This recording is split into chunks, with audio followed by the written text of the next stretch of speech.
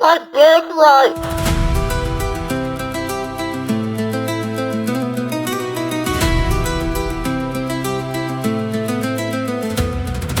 Welcome in, ladies and gentlemen. I am Jason. I am Kyle. This is the Canon Brawl podcast, where every week we watch one movie from a particular fandom in its entirety chronologically, whilst critiquing, ranking, recasting, and breaking down how closely it follows the canon of our favorite nerdoms. This season, we are watching and ranking every video game movie ever made. Today, we are breaking down In the Name of the King, a dungeon siege tale. In the Name of the King, a mouthful. Yes. So much. I hated typing this every time I had to do it. So what is your history with the game and movie? None with the movie. I knew that it existed because it was a Jason Statham movie from back when people cared what that meant. Yes. I did not know it was a video game movie, and I knew that Dungeon Siege 3 was a PS3 game made by Obsidian. That's all I've ever known. Yeah, I have seen Dungeon Siege around. In video game stores. I've seen the movie in video stores and pawn shops. Yeah, pawn shops and on the streaming services. I've almost clicked it a few times because of Jason Statham. Yeah. But then I'm like, I don't want to watch some medieval shit with Jason Statham. Yeah. Oh, I'm going to shoot my horse. Like, all right. I don't need all that, but my name's Turkish. All right, so let's go ahead and get to it. General information. You can stream this on Tubi, as I'm sure you probably guessed. Of course. And the Roku channel. And I think this is another, I think almost all the Uwe Boll movies are just kind of on YouTube for free that haven't been checked, and you can still watch them or whatever if you prefer that. Free's a good price for these. Yeah, it's a very good price. You might get some weird aspect ratios if you go to YouTube like we did with the trailer. With the trailer, yeah. It came out in 2007, directed by everyone's darling Uwe Boll. Yeah. We got this one and one more, and then we're done with Uwe Boll for our list. We are, and I don't think he's ever going to come back because we're probably going to do every video game movie after our show wraps. Yeah. I don't think he's going to come back. I don't think so. I think it's Far Cry's the last thing. I think everything he'll do will be direct-to-video from here on out. Yeah, because we're not covering his direct-to-video stuff. Yep. Thank Christ. Unless there's a groundswell from you guys, unless you put our feet to the fire. But yeah. I don't think that's going to happen either, so we'll see. Nope. This was written by Doug Taylor, who wrote Splice, Darknet. Oh, I don't know about Darknet. I've seen Splice back in the day, and I liked it. I've seen the cover. Very well. It's fucked up. It's a dope cover. Yeah. And you've mentioned the game We Happy Few before. He wrote that game. Did he really? Yeah. Oh, shit. I've never played it, but it looks like a society that depends on drugs to keep everyone super over-the-top happy, and it's got BioShock's art style. Oh, so that does sound kind of cool. I'm interested. Jason Rappaport, who that's it. Oh. Wrote this. There's a trend here. Yeah. And yeah, he pulls people off the streets and has them do one go, and then they bring in a real script doctor to make it half manageable. Yeah. And Dan Stonak, who wrote this and the Hand of Now short. And I only wrote that on there because it's a short film, but it has an 8.7 on IMDb. Oh my God. That's very high. That's very high for IMDb. I think Shawshank Redemption's like an 8.7. Yeah. So like that caught my eye. So like that makes me want to go see whatever that is. Yeah. Especially if it's a short. But yeah. Anyway, that's his only two real credits. Okay. The budget for this was $60 million. They just keep giving him more fucking money. Until you got to give him credit. He is a master swindler. He is so good at getting funding. He is. You could tell that this movie has way more money than any of the rest of them. Oh, dude. Just off extras. Yes. Just off costumes. Just off, like, so much shit. Like, Yeah. Imagine what a real director would have done with this. Yeah, well, we'll get to that at the end of the show. Yes, we will. Box office. This made $13.1 million. There it is. So less than a quarter of what it cost. It didn't even make Postal's money back. It did not. God, that's sad to think that way. Its domestic was 4.7 and its international was 8.3. Interesting. So, yeah, interesting facts for this. The script development took over a year, And in the end, Doug Taylor rewrote 80% of the script because the original story was considered too similar to Lord of the Rings. Okay. Well, they didn't change enough. So they brought those two guys in and they just rewrote Lord of the Rings. And they went and got a real script guy. Was like, you got to fix this. We're going to get sued. That's awesome. And I'm sure Uwe Boll already had like 30 lawsuits against him at the time anyway. Yeah. While filming an outdoor scene, Burt Reynolds grew overheated in his armor and became unconscious and fell off a platform when a duel was being filmed. And then Reynolds claimed that that was the only time in his career he had ever had to miss a day of filming due to sickness or injury. Oh, wow. Yep. Damn. I don't know whether to blame the production on that one or just his age. So I'll withhold. Yeah. I won't beat up on Uwe Boll too much yet. We'll abstain. Production of the computer-generated imagery was convoluted and problematic. I feel like we probably knew this if you watched this. Uwe Boll claims to have had to fire several different CGI providers who had outsourced their jobs to lower quality studios and worked for less money. Of course. So I'm pretty sure he got swindled too. Yes. Good. They handed him all this money. Swindle He a was just swindler. throwing it around. Yeah. The medicine that Merrick gives Farmer was actually tea mixed with ketchup. Jesus. Uwe Boll purposely concocted the mixture to get a disgusting reaction from Statham. Fucking douche. Also, I can't stand ketchup. You can't? I can't. Wow. I like it on. I will eat it with fries and meatloaf. End of list. You don't put it on burgers? If it's on a burger, I'll eat it, but I Okay. don't just like What do you want on your burgers? Mustard? mustard and mayonnaise, and I know that's weird. Mayonnaise is fine. I like mayo. I like mustard and mayonnaise mixed together. I like that on my hot dogs. I like that on my burgers. Really? I do. All Yeah, right. Well, yeah. that's a little crazy. It is a little weird. I've never tried it, but Well, Miracle Whip. I'm not a savage. You know, Okay. Whatever. Hellman's for me. Man, I guess I'm in the minority there too, because anytime I ever say that, they're like, "You don't just eat almonds." I'm like, "No, Yeah. it tastes like egg. It tastes like I'm just eating fucking egg." Yeah. It even scoops off the goddamn you don't knife like egg. Egg's Like, it delicious too. It's just like someone scrambled a goddamn egg and painted it white. I don't know. Okay. Anyway, this has become interesting facts about me, and that's not why we're here. So. That's why I'm here. The first public cut of the film was completed 8 hours before screening, Nice. and Uwe Boll personally flew the movie from Vancouver to Los Angeles. Oh, Which that's kind of a cool thing. yeah. I mean, it shows a lot of procrastination, probably, Yes. or disorganization, but it's still a fun story. I think I got done watching this movie quicker than 8 hours before right now. Kevin Smith and Juliette Lewis were filming Catch and Release in 2006 on an adjoining set, and they came to visit the neighboring production. Burt Reynolds said he saw them steal 2 boxes of Krispy Kreme donuts. But the rest of the cast didn't mind because they preferred Dunkin' anyway. Okay. The interesting facts are as much of a fever dream as the movie. It's such a Kevin Smith ass story. The Too. facts. Statham filmed many of his action scenes while nursing an injured tendon in his foot. He is noticeably impaired while running. I didn't notice that. me neither. But that's just because he's a very athletic guy. Yeah, very. He does not look like he would be as athletic as he is. Yeah, that's true. I'm going to butcher this name. I apologize. Siu Tong Xing, I think, is the stunt choreographer. He has a higher salary than Uwe Boll did. He deserves it. He deserves it, yes. Yes. Because that shit was not a shit show when you had those big battle scenes. Agreed. Like when you get anything like that for the budget they're doing, sometimes you'll get some like weird shit in the background or some people that are loafing. Yeah. But like, it wasn't bad. No. During production, Uwe Boll sponsored a charity visit to set. Guests got to see behind the scenes work, and the proceeds were donated to a children's hospital. Oh. Ray Liotta was extremely upset about this irregularity. In future interviews, he would talk about how crazy Boll was for allowing so many spectators onto set. Which is also funny that he brought... What set did he bring them to? Because Ray Liotta was by him goddamn self in a tower the whole time. That's true. Well, they didn't even Yeah. take him out to the battlefield. I want to imagine that it was just him pretending to do magic in a room with just 30 people. 50 sick kids around him the whole time. I can't fucking work like this. That's awesome. Boll claims that the 2 hour and 36-minute director's cut of the film is not, in fact, the complete version of the film.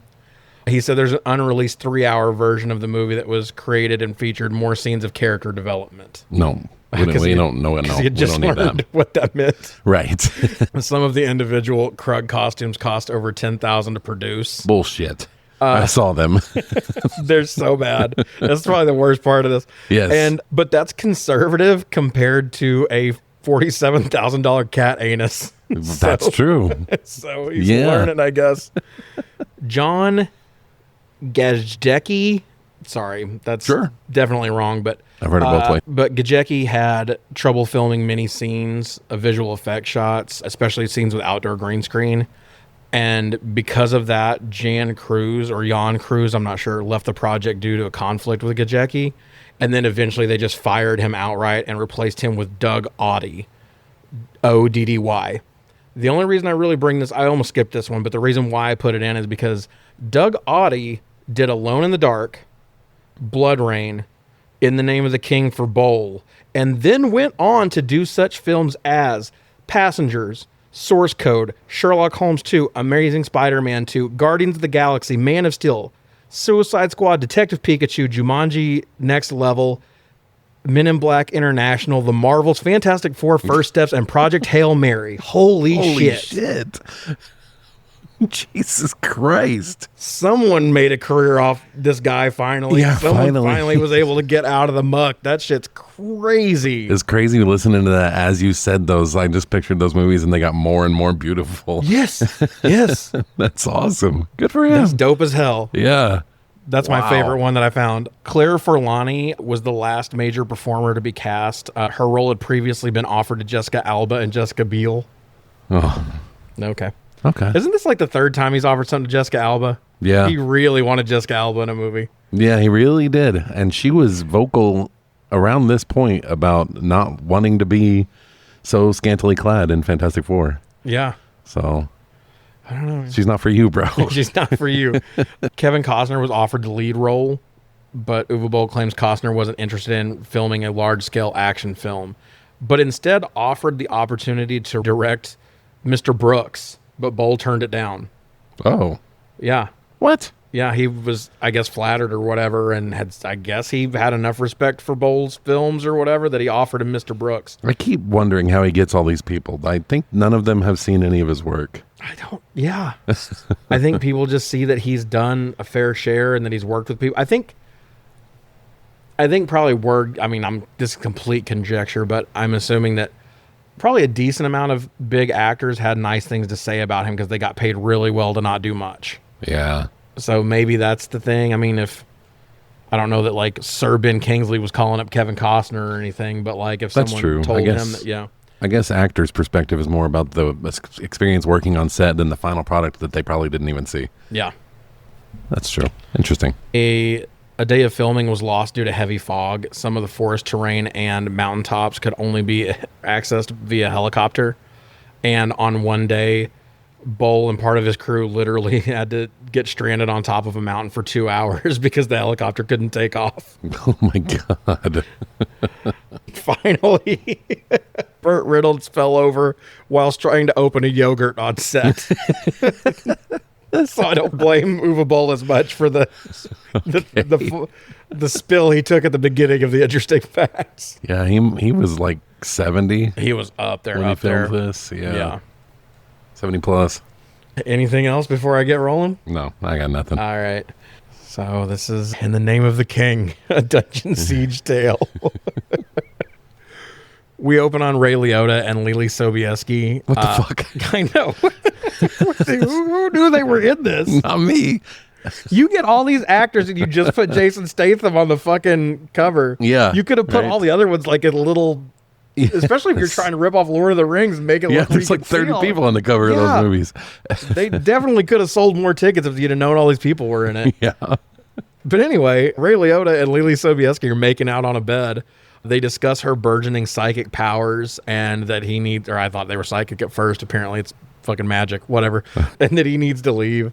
She says she feels drained when he comes over. He's clearly trying to feel the same. And she asks what he thinks her father would say if he knew. It cuts out to an older man with a black beard saying that Galleon, presumably Ray Liotta, I will find out later that it is, has gone too far. He then teleports somewhere and looks down and sees a bunch of like dollar store orcs from Lord of the Rings. Yeah. It's just, the Krug are so bad looking. Next on a farm, we see the farmer.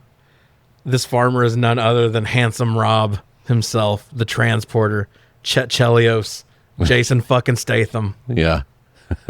The man that convinced me I would still be fuckable after I went bald. Yeah.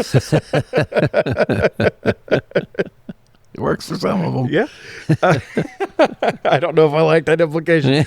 The farmer and his son are pulling up turnips or parsnips or whatever fucking vegetables peasants eat. I don't fucking know. Right. He, for some reason, whips a boomerang the fuck at some crows. And he says, he doesn't want to hurt them. He just wants to scare them. If only there was an invention that would scare crows away. Next, Rod Perlman and Babe show up. Jesus. How did they get Babe for this? I don't know. Anyway, Perlman's character is telling Statham that he doesn't talk to him anymore. And he gives the pig to Zeph, Statham's son, and invites himself to dinner. At dinner, we see Claire Forlani and Statham. Oh my God. Yeah, I know. They just keep We're coming, done though dude. now, right? Tell me that it's complete. We'll see. We'll see.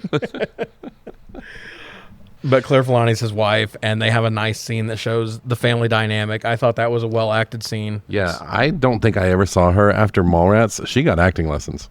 Yeah, she's a... Well, I was...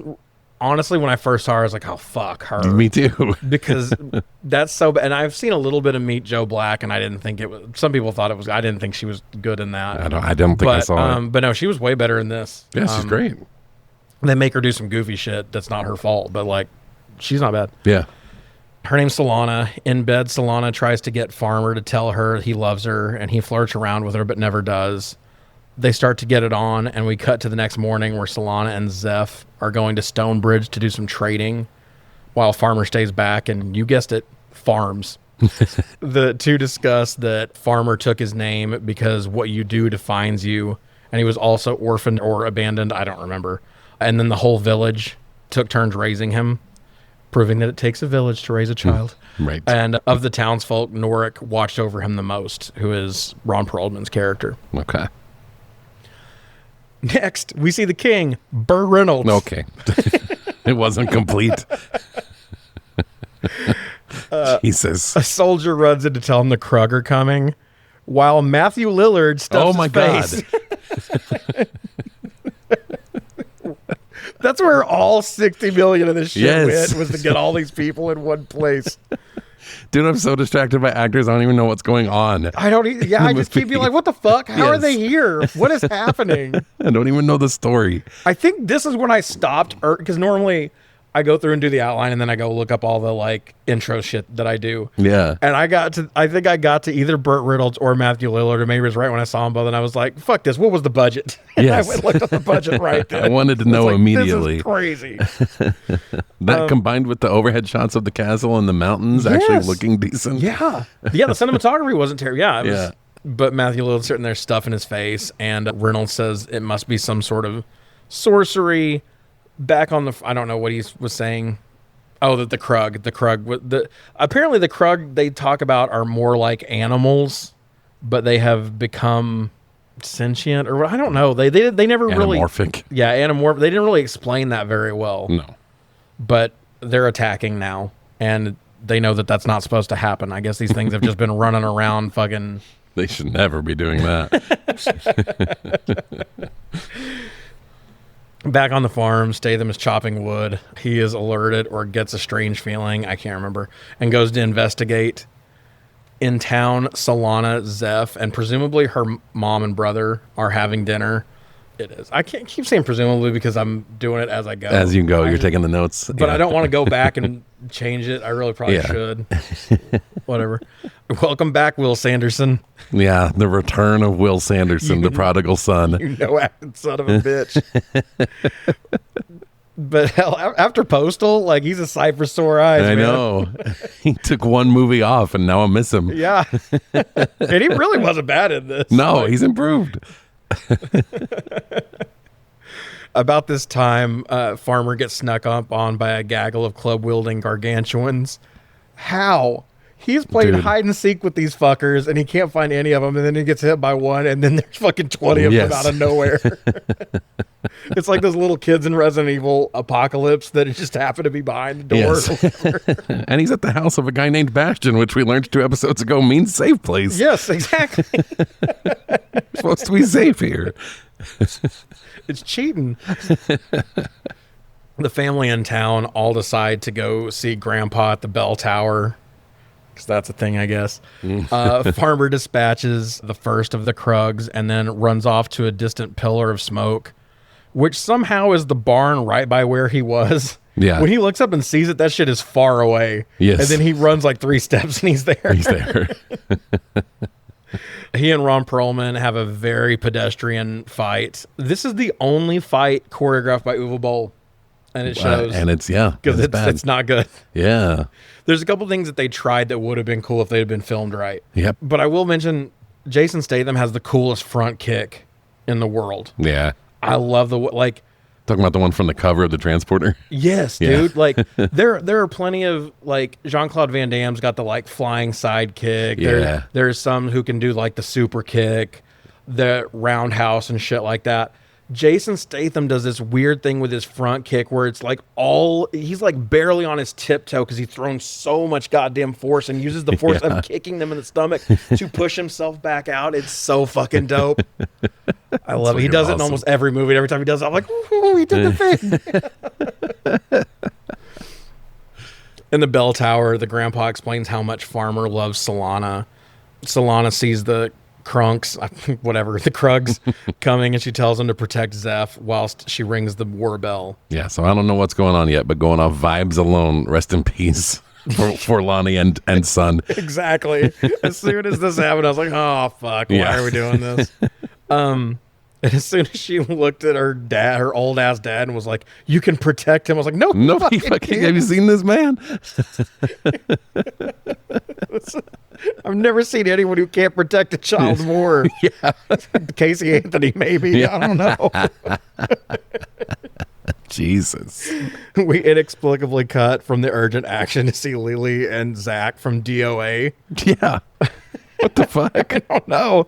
Are sparring with their swords and their words, discussing the place of women in the kingdom's army. Lillard shows up and gives Zach an order, who gives him the business about it, and then Lillard tells him to show some respect. And Zach says respect is earned. And then Lillard screams, respect is my birthright. God, I love Matthew Lillard. I love Matthew Lillard. I love how, like, whenever he gets worked up, he spits a lot. Yes. In almost it's a every trademark. movie. Yeah, it is. We get a big jumble of village raid by the Krugs. Look like fucking Putty Patrol. They do. Thank you. I kept trying to be like, this looks like something I've seen, and I couldn't place it. Does. It looks like the fucking Putty Patrol. It's stuntmen running around in rubber suits. Yeah, just flailing their arms in the weirdest of ways. Yes, and like hunched over walking. Like, yes. Oh my God. And it's probably pretty competent. I just hate the way that these kind of fights look in general most of the time. Yeah. Because you can always see motherfuckers loafing and confused in a shot. Yeah. So there's a lot of them that are like running and chasing people, but then there's like a couple that are just like trotting like down away from everything. And I'm like, what the fuck are they doing? Because they stay on it just too long. Yeah. Yeah, and the Krugs look like the Putty Patrol, like you said. And you never get a good... I still don't know what they look like. Like, no. Full on. I never saw one of their faces enough, I don't think. The only ones you get a good look at have that dark helmet on. Yes. You see the ones with the helmet, and that looks okay. The helmet does some heavy lifting there, I guess. Yeah. But... They're keeping the camera off of them because their faces probably look terrible. I bet it's real bad. But that made me more curious. Yeah. I wanted to see what they actually look like, because I still don't know what their face looks like. No. I just kept picturing the flying monkeys from fucking Wizard of Oz. Yeah, pretty much. Farmer and Norik fight their way through the horde, but stop to run to the grandparents' house to make sure his family is safe. They tell Farmer that Solana is in the bell tower, and Grandpa gives Bastion his sword. And Farmer tells Zeph that he will find his mom. Whoops. And the three set off for the bell tower. And we see that Galleon is leading the attack remotely through magic. Farmer kills one of the possessed lieutenants, and then we see it bleed out black smoke. That was not a terrible effect. It could have been better, but it was pretty good. Yeah. Farmer runs almost all the way to the bell tower and just gives the fuck up. Yeah. And runs back to Zeph. He does. And then he runs to the grandparents' house, and we see that Gallion is controlling this one with the helmet on too. Yeah. So any of the generals we see are being directly controlled in the eyes of him. Yeah. So Farmer goes to kill his minions, and Gallion uses his agency over the creature to snap both the necks of the grandpa and the grandma. And Gallion finds Zeph while Farmer's fighting the minions. He tells Zeph to run away, and he does. Instead of retreating to Zeph, he fights every last useless Krug while the enemy catches up to his son and murders him. Yep. This is my game over moment. It's just poor time management. Right. He's like... It's clock management. Yeah. He's sitting there. He's playing hide and seek poorly. Yeah. And then he's like, oh shit, fire. And then he goes and helps Ron Perlman. And they're like, we got to go. And so they run to the house, and they're like, hey, she's in the bell tower. He gets to the bell tower and sees the bell tower's on fire. Yeah. And then he runs almost to the bell tower and sees, oh, it's way more fire than I thought. Like it was going to stop or whatever. And he's like, fuck it, back to the kid. And then he kind of saves the kid and is like, run. And then just lets him fuck off. It's so stupid. He's like, oh, I was supposed to take Daniela to WrestleMania. Exactly. Fuck. Fucking just ADHD as fuck. Yeah. Like this is if I had to save a group of people, this is what it would look like. Yeah. Yeah. Bastion finds his parents slain, and Farmer goes to see the consequences of his horrible time management skills. Uwe Boll has killed more children than four-wheeler accidents in the South. Damn. Jesus. Every one of these movies, he kills a fucking kid off. He does. Or 30 of them. Yes. You cut to them burying their dead, and Farmer says he needs to dig one for Solana, and then Norik says, nobody, no death. He's just tired, doesn't want to fucking dig anymore. Yeah. So he comes up with this fucking rah-rah speech just so he doesn't have to fucking dig. A clandestine conversation is taking place between Lillard and Liotta. Lillard is downplaying Gallion's contributions and accusing him of going rogue. King Turg Ferguson, it's funny because it's bigger than a normal crown, comes to promise vengeance to the villagers, and farmers ask the king, weren't they there to fight the Krug when they sprung a sneak attack? They could have called, they could have texted or emailed. Oh wait, that's right, they fucking couldn't have. I'm not saying that they were like super concerned about the peasants, but like how the fuck were they supposed to know this was going to happen and get there that quick? Yeah. True. Anyway, he's mad that he got his family killed. It's whatever. They realize that the cranks or whatever kidnapping people, and Farmer says that they will rescue their own without the help of the crown, and Reynolds allows their insolence. Side note, the whole time Jonathan Rhys-Davies is staring into the crowd. Oh, by the way, Jonathan Rhys-Davies is here. Yeah. Fucking Gimli from Lord of the Rings. Rings. I've been staring at him half the time. I was like, who the fuck is that? Oh, really? And then eventually it finally clicked. I was like, oh, that's why. It's because he's in shit like this. This is Gimli. But he's sitting there like, I fucking the crowd for like half of this. Like, who does he recognize? It turns out that he was trying to recognize somebody. Yes. But I was like, what are you doing? This is not the time. But yeah, he looks out in the crowd and is emoting like he saw a girl he used to bang at the Waffle House parking lot or something. And we find out that Ron Perlman was that girl from the parking lot. They don't explain how they know each other. Well, it looks like he's working. I guess that's wrong because is he noticing Statham's for a plot revelation later. Yeah. When he's looking, that they end up just talking to each other afterward, and that's why I thought that's what that was. Okay, yep. That's my bad. So Davies is the king Magus, and goes to talk to the farmer, and he explains that he's only concerned with the possibility of saving his wife, that he's not worried about the kingdom and all this stuff. He just wants to go find Solana. Farmer, Norik, and Bastion take a path with a bridge that isn't really there. So they do a bit with leather straps, trying to medieval zip line across where Statham is a badass, and then the other two fall into the water. Yes. This was done in a goofy way. So dumb. If they'd have cut it better, it would have been funny. Yeah, this was poor editing and pretty poor writing, and the music was terrible. Yeah. They were playing like goofy music. Yes. If they'd have put more serious music on this and they'd have had Statham get across the way he got across, and then you have those two like zip line into each other and stop and hit each other and then fall, then you're fine. But it's that they had them go out and then slide back and like and then fall and grab each other. Like it was too goofy. If they'd have cut that faster, it would have been funny. It was terrible humor. The things they said were dumb too. I didn't write them down. I don't even remember what it was. I don't either. So King and the bandit comes back to the castle to see that Sir Matthew Lillard has already run the place into the ground within an hour. The king shoos him away, and we see another bit of friction between him and Zach, the royal guard. I'm going to call him Zach through this entire thing. I never change his name. It's Teresh. Is it Teresh? Okay. Just so you guys know, when I say Zach, I'm talking about Teresh. I fucking hated him in DOA. I love him in this movie. I do too. He's so good. He's great in this. I really enjoy him. Lillard tells him that he can't hit him. It's imperial law, which it's not. He's a king, not an emperor. Yeah. But I digress. It would be not papal. That's fucking the Pope. Just royal decree or whatever. Yeah. I don't know. But it's not. Splitting hairs here, but whatever. Lillard goes back to Galliot and throws a fucking temper tantrum. Yeah. I want it. Yeah. To speed up Galliot's progress. Speeding up the progress includes teleporting to try to fuck Legally Sobieski. Apparently. He immediately goes to try to fuck her. She resists, and she was seemingly into it earlier, but I think him being overly cavalier is what turned the tables. Yeah.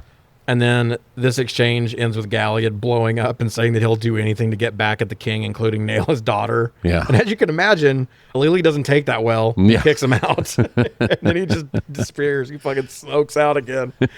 I would love to smoke away after a failed joke. Oh, yeah. Like, never mind. Get it?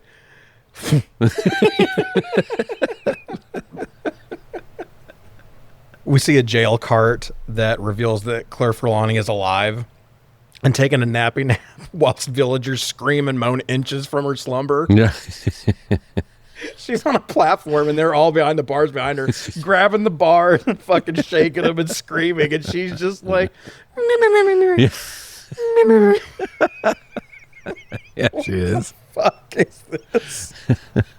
Sleeping like a baby. Lillard goes to kiss ass in a mildly funny scene, and the king and his lieutenant strategize in front of the map. He slides him a plate of food, right? Oh, yeah. And he tells him that he has a knack for like well-timed diplomacy or something like that, which I thought that was a cool line. Yeah.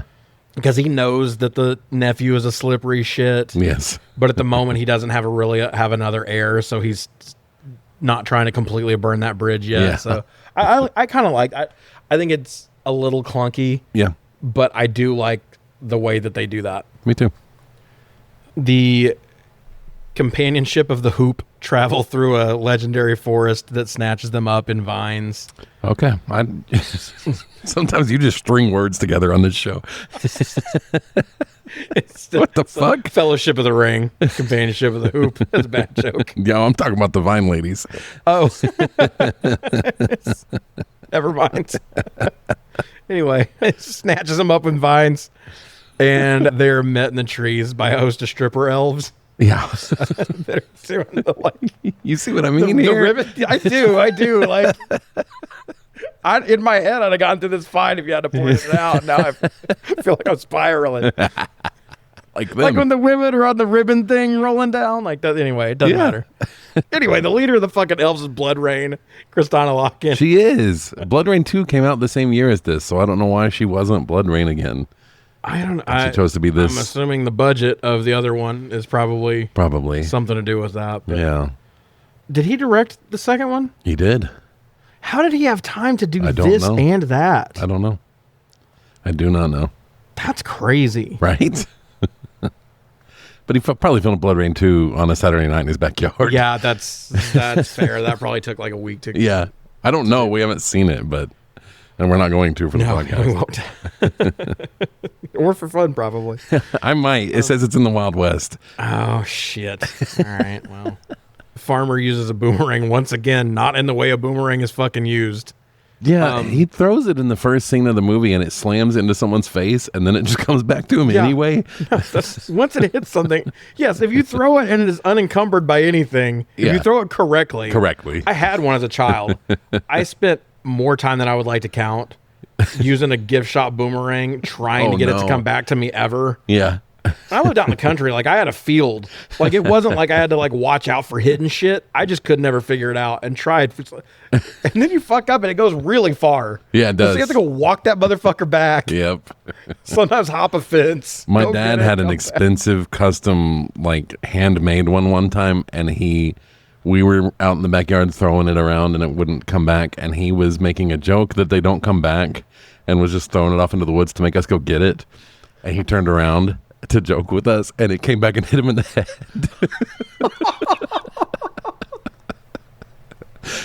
It's fucking amazing. That is the best fucking thing.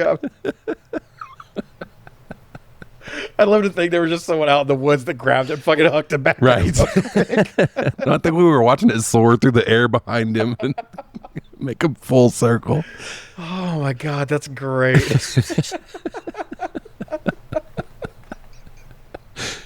Did your dad cuss? Yeah. Okay. Yes. Did he cuss then?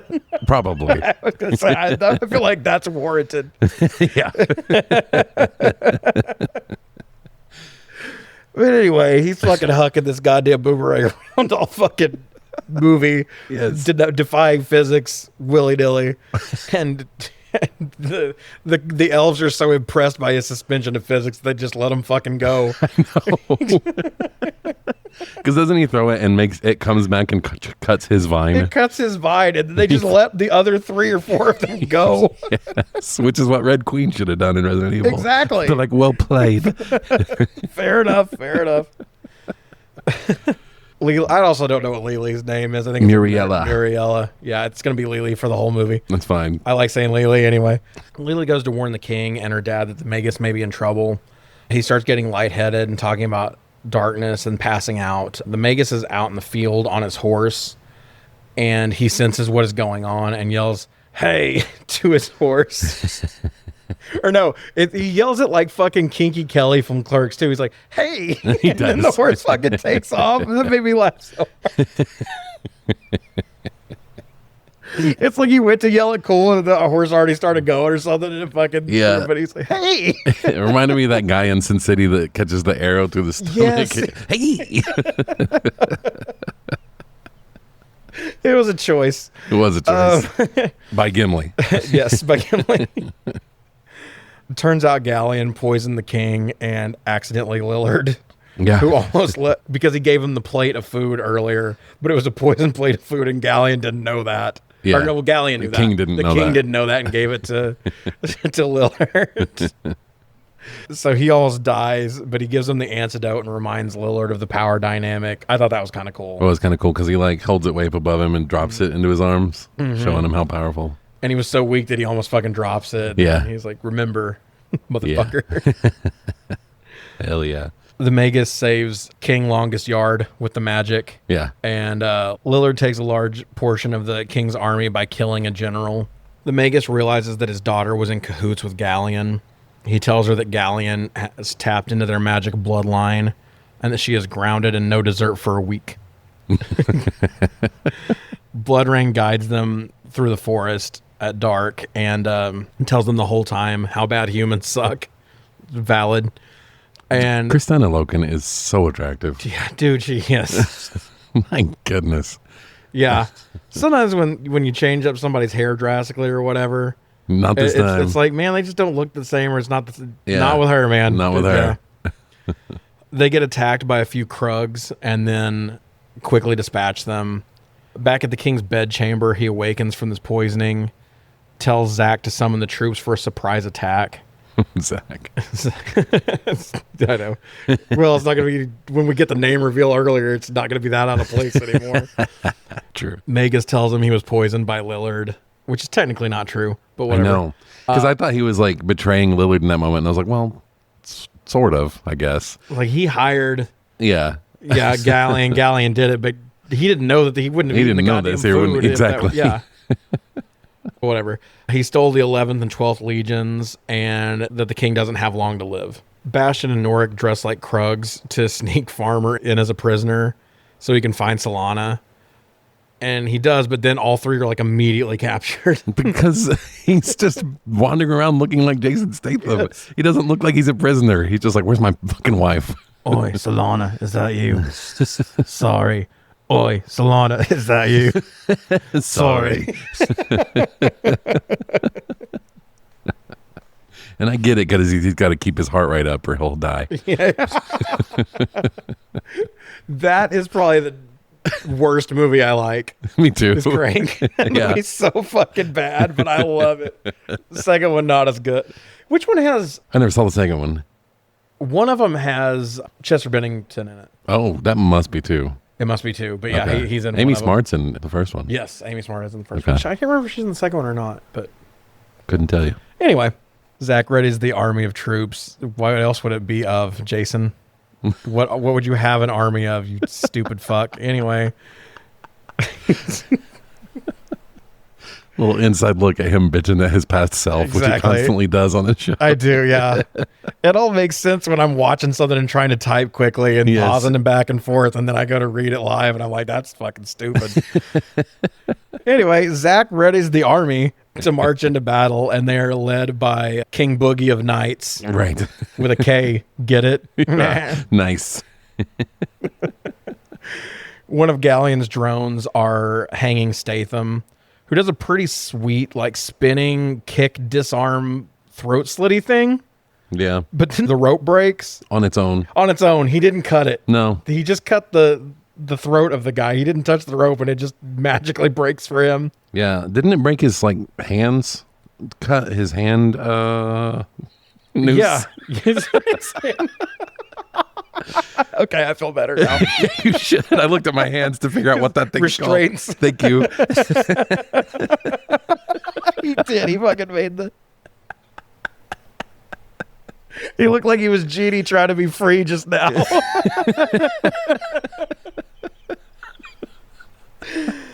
Oh, fuck. Anyway. Right. But then the noose just fucking snaps on its own. Thank God. Snaps and he falls. Because he didn't cut it. And it's time to see if we can cut it with Test Your Might. Oh, shit.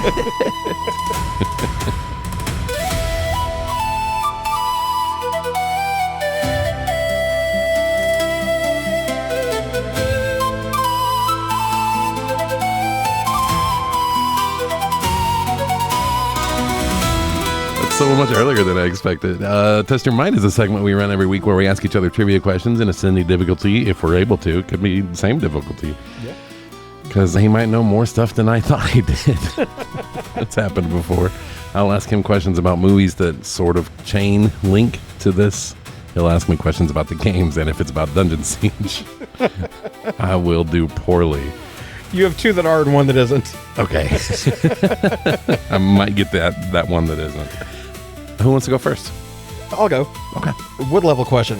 In the games, what is the vocation of the main character? I would say farmer. It is a farmer. I thought you might outthink yourself. Yeah. Somewhere else.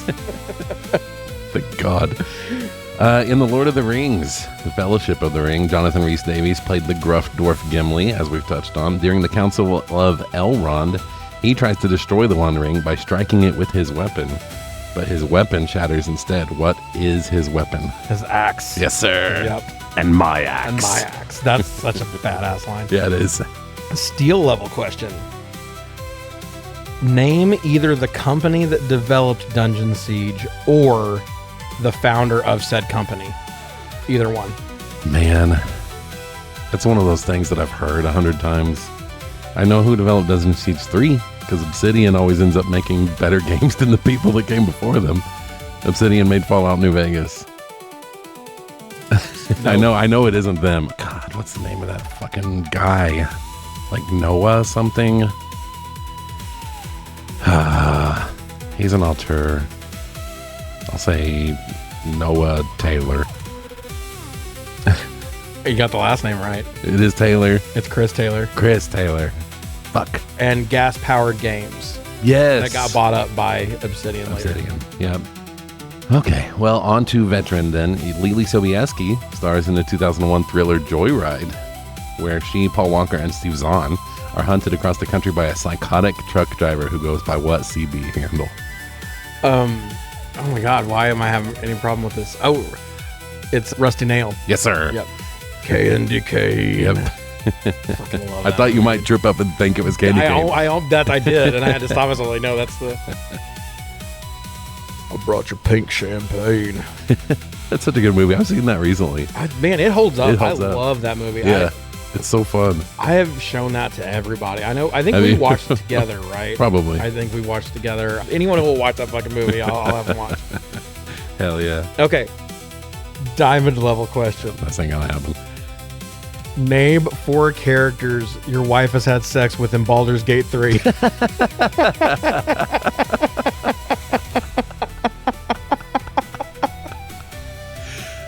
You won't even know if I'm right. I won't. Solely for the bit. That's awesome. Gale, Astarion, Shadowheart, and Minthara. There you go. Made me fucking say it. That's awesome, bro. Good job. Thanks. All right. Burt Reynolds in Smokey and the Bandit stars as the Bandit. He is hired to illegally transport 400 cases of what brand of alcoholic beverage across state lines? It's a brand? Yeah, they say it a lot in the movie, if you've seen the movie a lot. Oh, God. When I was a kid, man.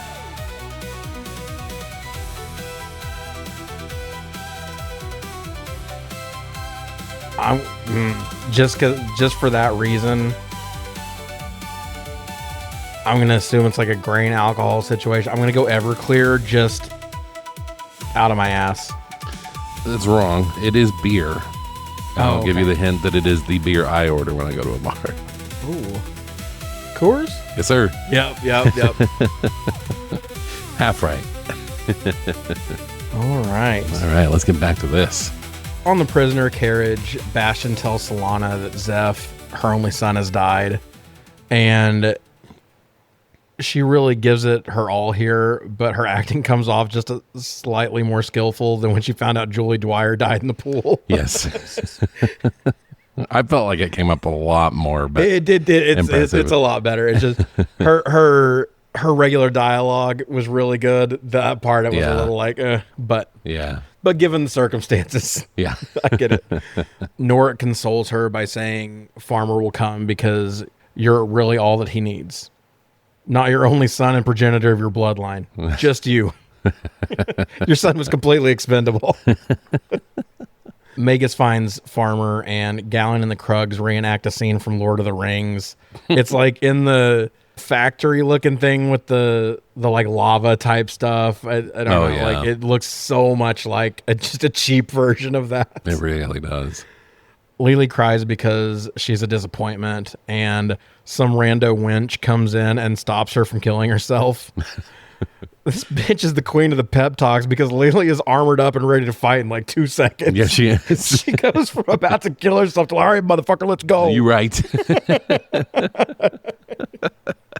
And Tony Robbins' daughter or something. Yeah. Like, she's good. Magus brings. I like it though. I do. 'Cause she's like, you're right. What the fuck was I thinking? Yeah. Let's go fuck these dudes up.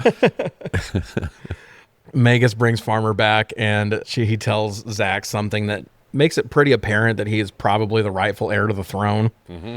Yep, fucking nailed it. I wrote that down and then immediately revealed it. I was like, all right.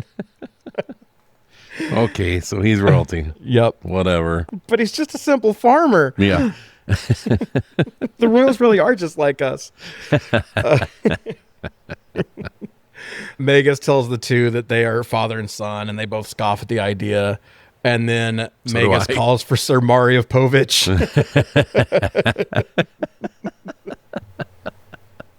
Thou art the father. Very nice. I fucking told you.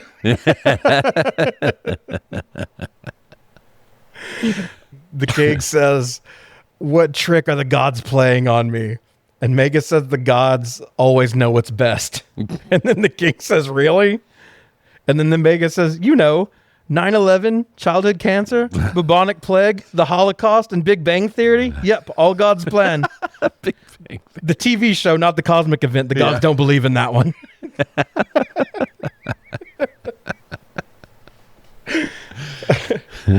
Lillard and Zach have a dick showing contest again about who the true leader of the army is, until the king shows up with his helmet on like an old man wears a baseball cap. It's just tilted way back. It's so goofy looking. We see the two sides standing off. Archers fire countless arrows into the Krug horde. Somehow the Krugs have soldiers that can tremor through the ground. Yeah, what the fuck? But no one mentions that. Nothing. It just all of a sudden they can do that. Yeah. It's so weird. It's insane. We get an enormous fight between the two sides. It's not terrible. I do like this fight. I would honestly say it's even good. Yeah. Especially if you're comparing it to him. Oh, yeah. Anything he's done, yeah. Yeah. And Statham and Zach's choreo both make him look fucking badass. Yeah. They fucking both love look this guy. really good. Me too, dude. He's great. Yeah. And I don't know why the medieval army has a platoon of ninjas, No. but I'm cool with it, I guess. At this point, they had sold me enough. I was like, all right. We're doing ninjas now. Then he throws the fucking boomerang. It takes down like 5 guys. And I immediately take back what I just said. It doesn't come back to him though this time. No, but it hits 5 people. Yes. And keeps moving in the same arc. Maybe that's a game thing. That I don't know. Yeah, it probably is. And then they do the flaming Krug thing where they light the Krugs on fire. That was cracking me up. So stupid. They hop into the catapult like they're resting in a hammock and light themselves on fire, and then they like wiggle to get comfortable. And then they just launch them through the air. And then they go bear hug people. Yeah. It's so dumb. Farmer figures out that they're controlled by the generals or lieutenants on horseback, and then he and Zach start targeting them. That was cool. Pretty cool too. Lillard and the 2 generals target the king, 2 of the undead, or no, the Krug. I love right Krug, before whatever. that when Lillard's watching everything and he's like, they fight like dogs. And the guy next to him goes, yes, sire.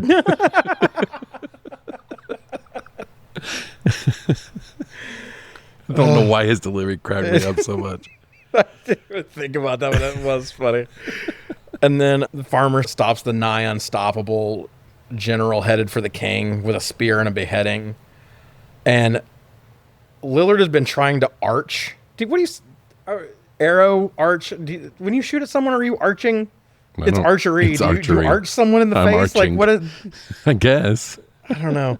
Anyway, he misses the king wildly twice. Yeah. And then rut Shaggy right in the heart. Yeah.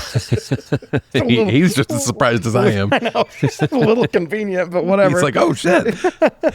I did it. He turns around to like look for a high five and Uncle, doesn't I get did one. it. Good job. Statham does a goofy run across the shoulders of the Krug. Wire work. Wire work. Yes. I don't think he even touches any of them. Barely at all. So dumb. It's as bad as the DOA one. Yes. But it ends with a dope ass kick that knocks the general off the horse for a decapitation. All right, I'm so back at least in. they ended it right. So yeah, I was bad. I was like, all right, acceptable. Lillard takes his men through Sedgwick Forest. He runs into Lily. He aims to kill her, but the men are attacked by the vines and elves. Also stupid, but whatever. Yeah. At this point, we're deep enough that it's like, okay, I just Whatever. know what I'm in now. It's Yeah. got to be what it is. Norik and Bastion fight to break everyone from prison. Norik dies, and they accomplish nothing. Dude, as they were pulling up inside the prisoner carriage, and he says, Christwind, is this where we pay for our sins? And she goes, no, this is where we pay for our virtues. Sin is welcome here. Yeah. That's dope. That is a cool line. It's way too cool for Uwe Boll. Oh, yeah. But then he starts swinging on him when they get inside and just immediately dies. Immediately dies. Just gets hit right in the side. And Bastion turns around like, what the fuck, bro? He does. It's like if anyone tries to play like Fortnite or Apex with me on their team. Yes. We get dropped and it's like, okay, now cover me. Wait, where the fuck are you? Yeah. I'm waiting on the battle bus. See you in 20 minutes. Just like that. I'm a complete fucking burden on everyone in that game. Farmer goes to see King Ferguson on the deathbed once more. King does the "courage never fails" quote that he told his son every night. I don't even remember. I don't remember. It's decent. Yeah, it was decent. Then they have a long talk about him being the king, and then that has like really dumb dialogue, but I like the vibe. Like I really didn't like the words of the conversation, but they acted it well. You could tell they were just. It's that Star Wars thing. They were just given really poor lines, but they overcame it as best they could. Yeah, agreed. Lily drags Lillard back to Lieutenant Zach, and then Zach challenges Lillard to a duel. Kyle, how do you feel about drop your armor fights instead of guns? God, fucking damn it. I thought of you immediately when that happened. They don't take their chainmail off, though. Because they're interrupted. Yeah. By Lillard. Yeah. They were going to. Lillard was like, no, I don't take my shirt off for nothing. Yeah. Zach's chainmail looks dope. It's he sick. has a different type of chainmail. It looks it's really like cool. actual little like metal plates that are like hexagons. Yeah. All chained together. It's fucking awesome. Yeah, and it was like a darker color. It was fucking sweet. Zach beats him and is about to murder him when news of the king's death is announced. When Lillard is getting undressed for the fight and is taking off his gloves and just throws him at that one guy's chest. That guy has no reaction, so he just does it again with the second glove. That popped me so hard. I love that he just has, when they give him stuff, he just has fun with it. He's just Lillard, like, he gives 110% in every single scene. Every scene, man. Even if it doesn't call for it. Especially when it doesn't call for it. So Lillard uses this to make an honor-bound Zach drop his weapon. I thought that was cool. That was a really nice little way to do that. Yeah, and he does. But just then Magus appears to announce that the king's name is King Konreid, which we hadn't heard this entire time. Nope. And King Turd Ferguson is better, but whatever. They also announced that the farmer's real name is Camden Konreid. What the fuck? Presenting King Dakota of Erewhon. King Skylar of Whole Foods. It's more about what's not in the ingredients, isn't it, Roy? It's so dumb. It's so bad. The mid-deal, and he addresses them. I gotta say, all the kneeling scene's kind of cool. It was cool. Everybody suddenly instantly respects him. I like it. And that they're gonna attack Christwind Castle. Yep. Gallion has been spying via Krug drone and then brings Solana in and chains her up as bait for Camden. Save me, Camden. That's the worst fucking name you could have picked. If your name's Camden, I apologize. It's fine for you. In 2026, that's fine. Yeah, it's fine. This is... We're about be like if his name was times. fucking Kyle. Exactly. Oh my god. Also, early canon check. He doesn't have a fucking name in the game, so you didn't need to do No, this. you didn't need to. Call him Farmer the whole time, and then switch to calling him King. You could just be, that's what he does now. Yes. He kings. Yeah. Oh. And he tells her that he can sense the farmer because she's pregnant. That sucks in that position, but hearing that you're pregnant from Tommy Vercetti is pretty dope. That's true. Man, GTA 6 news has got me wanting to play Vice City again. Man, Vice City's so good. It's so good. I adore it. That's the only thing that's going to make me break down and play 6 is that it's in Vice In City. Vice City, yeah. That's dope as hell. I almost wish 6 was in the 80s. Mm-hmm. It'd be pretty limited on cars and online, though. Yeah. That's why they wouldn't do it. Anyway. We don't need that, but there's ways you could work around that. You could have a hop back and forth timeline. Yeah. And then just make the online stuff all present day. Online stuff, yeah. Yeah, that's true. Maybe they will. Maybe. We don't know. But they ain't telling us shit, so whatever. It's a goddamn thing, except that the game's $100. And that there might be parts of the city that are blocked off unless you pay more. Yes. Which, fuck that. Anyway, Magus makes a plan for a small crew to infiltrate the castle. Lily and Bloodrain join this fraternization of the trinket. You will have my underdeveloped magic and my vines. Well, that's cool. It is. Zach leads another battle in the rain on a hill just outside Sedgwick Forest, and it looks fucking really cool. It does. That one's impressive. Yes. Like that they were able to photograph that way. That shows why this cinematographer wound up working on all that shit Good later stuff. on. He's genuinely talented. Yeah, my only problem in the fight scene before this was the lighting. Is just natural light, and it was kind of lazy looking for such a magical film, for lack of a better word. They fixed it right here. Yep. This looked great. And even if it were just in a regular forest, but you had already set up that Sedgwick Forest is magical. Yeah. So like you kind of have to at that point. Yeah. But no, I agree. They roll huge boulders down the hill to kill the Krug, which is cool, but where the fuck did they get those? I don't know. Did your men have to bring those? Are they lugging these fucking rocks through the forest? That's terrible. All your men are just worn the fuck out by the time you get there. I didn't even think about that. If you want me to help you move something heavy, that's fine, but don't ask me to do shit for the rest of the day. Yeah. You have used up Facts. all of your loyalty Yes. there. Magus takes them to a tall cliff with a cave and a mountain a half a mile away across an enormous gorge. And all Bloodrain has is literally 6 feet of rope. My fucking cell phone charger's longer than that goddamn rope she's holding. It's true. And then Magus teleports with Galleon, and they have a battle with mind swords. When he apparates into the castle and he's a skeleton and then his skin and muscles form around him, that looked sick. That was cool. They probably spent a pretty penny on that one. Yes. That was good. But then they have this mind sword fight, and if you imagine it without the swords, they're just standing there staring at each other.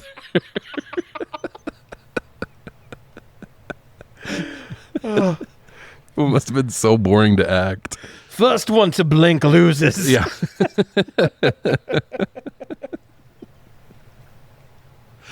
Which is Gimli. He's first to blink. I didn't blink. Just my eye twitched. This is bullshit. Yeah. I'm telling Mom. Bloodrain throws the magical, ever-expanding rope to the other side of the gorge. Sure. And they don't even climb. They swing and let go. Yeah. At very different times. Very different times and very different heights. If Statham was going to make it, she wasn't. If Statham didn't make it, then she did. There's no way both of them made it. Yeah. With that swing. So weird. Whatever. He has the same physics as his fucking boomerang, I guess. Yeah. They just leave Lily behind. They don't know that she can teleport yet, I don't think. Nope. But whatever. Galleon wins the mental sword fight, and Gimli, no. yeah. And then Lily can sense it like immediately. And then back at the battle, they are still launching Krug without fire due to the rain. Which is just a high spot at that point. They're all posed like Rey Mysterio, too. I know. From the cover of WA2K20. Booyaka, booyaka. Yeah. Oh, man. 23? I don't remember. It's just one of those. Lily teleports to see that her father is dying, and he transfers his powers to her with CW levels visual effects. Yeah. It's so hit or miss. They'll have I know. they'll have a VFX shot that looks really good. Which you can tell from what we said in Interesting Facts that they clearly had a bunch of different houses working on this because clearly some of them knew what the fuck they were doing and some of them didn't. Yeah. Because you'll see one shot that you're like, that's really nice for an Uwe Boll movie. Yeah. And then you'll see one that you're like, nope, this is it. This is Uwe Boll. House of the dead ass shit right here. Yeah. So. The battle rages on the outside of the forest and in the dungeon. Statham runs into Galleon's lair to save Solana. She yells, "Farmer!" And he says, actually, it's Camden now. And you can hear her dry up like the Sahara.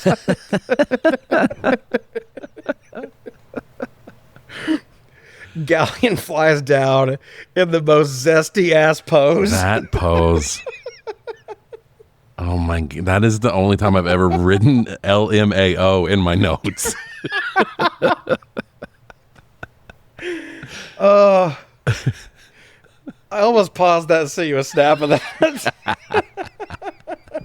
You should have. But anyway, the two of them fight, and instead of using a multi-sword trick that he used on Magus that would have easily beaten him, he instead hits him with Check's notes, a tornado of books. He hits him with the fucking Reading Rainbow.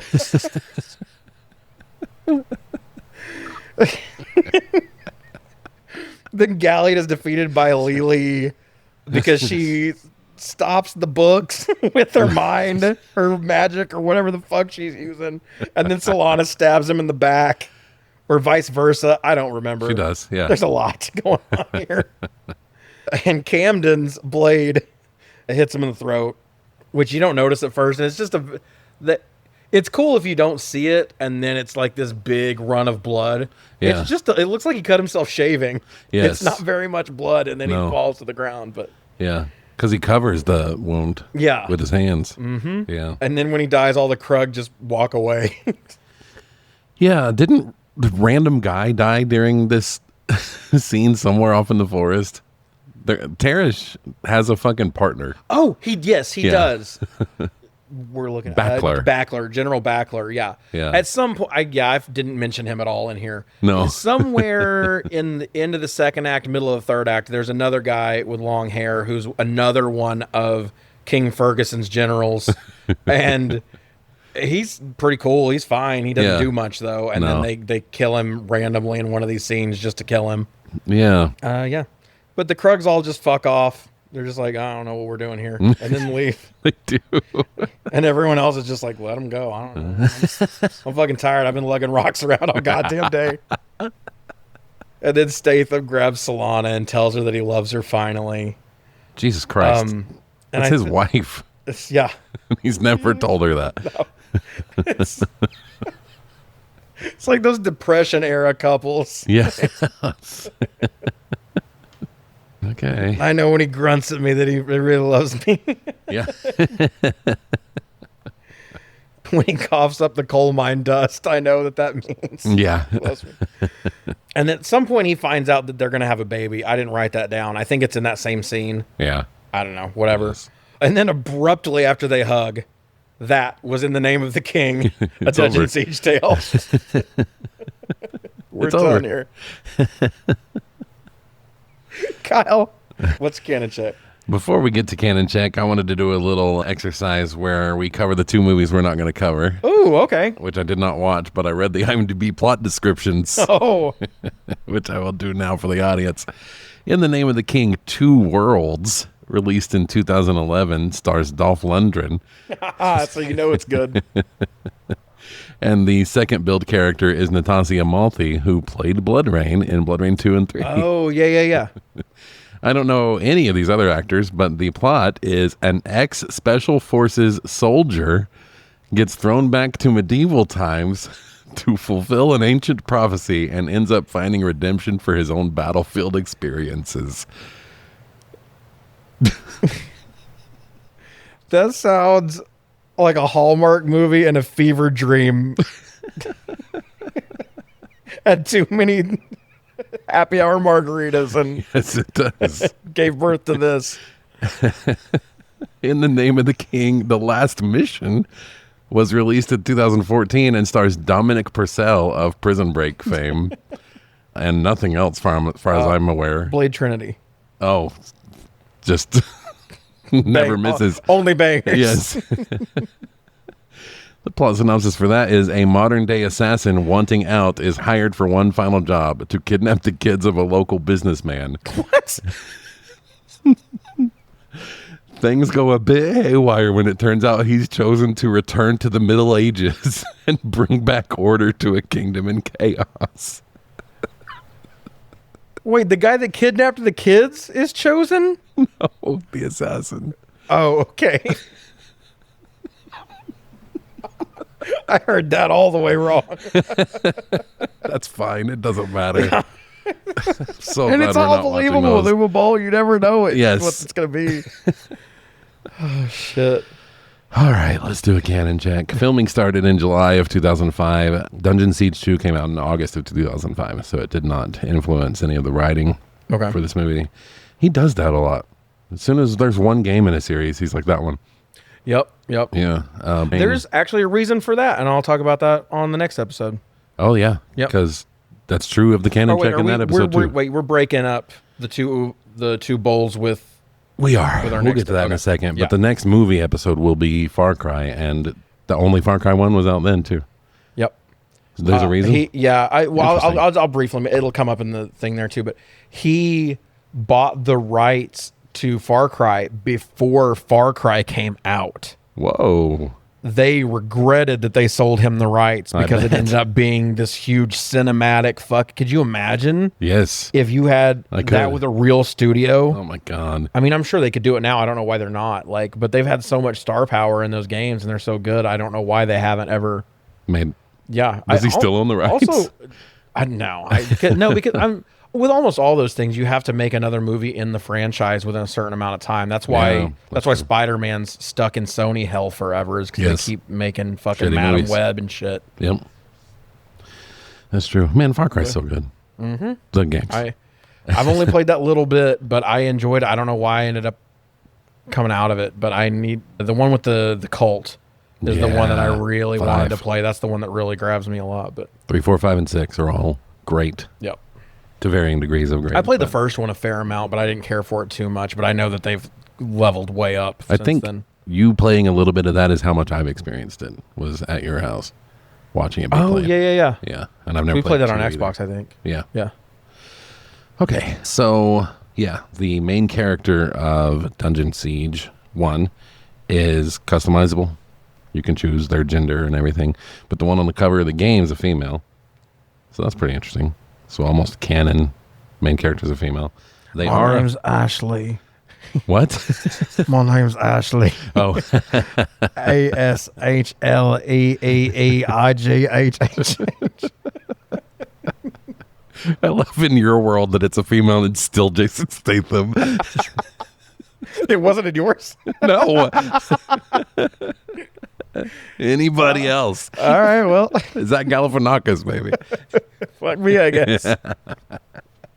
The main character is a farmer, but their name's not Farmer. They don't have a name. It's far best. Yeah. You don't end up being royalty. So that's pretty interesting. The main villain of the game is Gom, Gom, who is the leader of an ancient race called Sek, who are not even in this movie at all. They are the main driving force that's trying to take over the kingdom. Okay. In the game, you do fight some Krug early on just because they're in the forest that you traipse through. Okay. The cool thing about Dungeon Siege back at the time when it released, which was like 2000, 2001, is it was massive. Like, I would say bigger than San Andreas massive.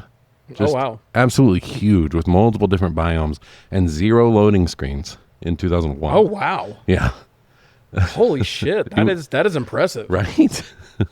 You move pretty slow, which is how they were able to handle it. Was that just on PC or did it do that for a console too? I think that was only on PC. Okay. I know 3 came to consoles. Okay. But, so the main plot is you defeat the Sek, you save King Konreid. King Konreid's in it. And you save the kingdom. It's kind of just good versus evil. Somebody's trying to take the kingdom. You go show up and get suited up and kill everyone. I would argue there isn't much of a plot in the game. But I would argue that this movie pretty much just took a handful of proper nouns from the game and threw them in a low-rent Lord of the Rings blender. Yeah, that's pretty much what it was. Again, he buys up a bunch of rights, and then he decides what type of movie he wants to make, and then he just sees which one he owns that will fit close enough to it, is what it feels like. Yep, that's what we touched on last week. So yeah, Stonebridge is the birthplace of our farmer. The Krug are real. It is the kingdom of Ebb, which we didn't even, I don't think, say no during. It just sounds like a fucking Monty Python skit. Yeah, that's why I didn't even bring it up. Yeah. There is a Norik, but he's just a guy that like you meet in the farm. He gives you quests and shit. There is a Merrick. I don't think he's like hand of the king. But yeah, the game has almost no plot. This is just proper nouns thrown together. So I'd give it an F. Yep, I agree. Yeah, which Uwe Boll loves him an F. Yes, he does. It's all about it. All right, well, let's get into Respawn Recast here. Let's do that. This movie is not terrible. It's not good, but I think it can be great. I do too. I think I still wouldn't adhere to the game as much because there's not anything there to work with. So I'm going to kind of go with this plot. My director is Miguel Sapochnik. Are you fucking serious? Is that yours? Yes. Are you serious? I swear to God, yes. That's insane. I didn't even know his name yesterday. Yeah, I legit just Googled who does all the big battle scenes for Game of Thrones. I looked up the episode Battle of the Bastards. That's Battle of Bastards got me there. When I looked him up, I saw that he did Hard Home. He did and Hard Long Home Night. too. Yes, and Long Night. And I was like, oh, fucking this guy for sure. Yes. That's crazy, dude. That's fucking insane. I bet nothing else we have is going to be the same, but that is crazy that we got that. I will say that I tried really hard to make that my only Game of Thrones pick for this. I think it's mine, unless there's one I just forgot and happens to be in there. That's fucking insane. That means that we know your director, so I got to go again. Yeah. That's insane. I can't drive home. I did not know who that was yesterday. Because we normally do that with like actors we like, and we both have the same vibe. Like that's completely. We don't even talk about Game of Thrones that much. No. Like that's crazy. All right, for my farmer, I like Jason Statham, but he's really just playing Jason Statham here. Yeah. So I picked. I do have a bit of a bias in here towards Justice League, which I covered last week on Chain Link Theater. So I picked Henry Cavill.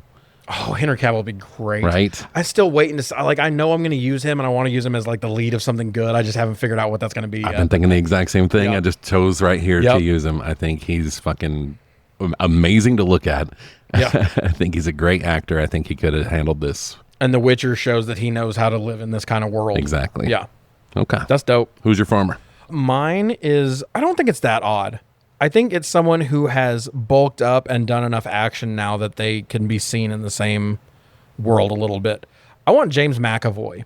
Oh. I think James McAvoy would be able to play the like lowly farmer, husband, father part, and then be able to actually emote when the horrible things happen. Yes. And then be able to flip that into anger and go do all the things. And he comes off he can be very regal. Even as like Professor X, he's got kind of that like... He can do everything. Yeah, he can literally... If you've seen Split. Split is so fucking good. It's crazy. It's crazy that he can do that many outlandish... Even the female characters, like that, he's phenomenal. He is so underrated, and I think he'd be awesome here. 100%. Love him. If we ever got to Split, I probably wouldn't recast him. Because who the fuck else is going to do that? You're recasting like 6 different roles? Yes. It's impossible. Yeah. That's awesome. Okay. I have Norik next. I guess I'll lead the order. Okay. This is my Game of Thrones pick. I think, let me look through the list real quick and make sure he's my only one. He is my only Game of Thrones pick. Norik, I was originally looking for a Ron Perlman type, but I decided to instead just go for kind of an old mentor who has kind of the banter with our main character. Okay. I picked Jerome Flynn, who plays Brun. Oh, in Game of Thrones. Dude, Brun is great. I fucking love Brun. He's one of my favorite characters. Me in too. Show. He's awesome. Love him. No, it's great. I went with kind of an odd one here. It's funny that you went Doric next because that's probably my weakest pick of all these.